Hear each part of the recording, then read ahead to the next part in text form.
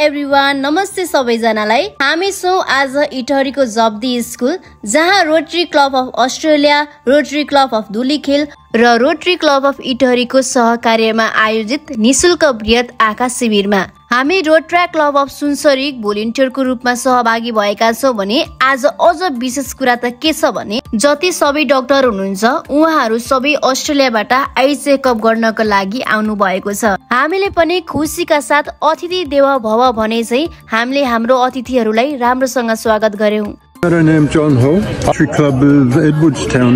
डाक्टरहरू पनि निकै खुसी हुनुहुन्थ्यो।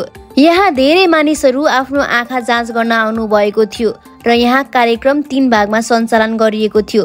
पहिलो दर्ता, दोस्रो परीक्षण र तेस्रो चस्मा वितरण। हामी स्वयंसेवकको भूमिका भनेको बिरामीहरूलाई सही ठाउँमा जान मद्दत गर्नु, परीक्षणमा सहायता दिनका साथै आवश्यक अनुसारको जानकारी दिनु थियो। दिनभरिको रेकर्ड अनुसार 700 भन्दा बढीको स्क्रिनिङ र 400 भन्दा बढीलाई चस्मा वितरण गरिएको थियो। अस्ट्रेलियन डाक्टरहरूलाई पनि यसरी सेवा दिनु भएकोमा धेरै धन्यवाद दिन चाहन्छु र हाम्रो सानो प्रयासले पनि ठूलो चेन्ज ल्याउन सकिन्छ।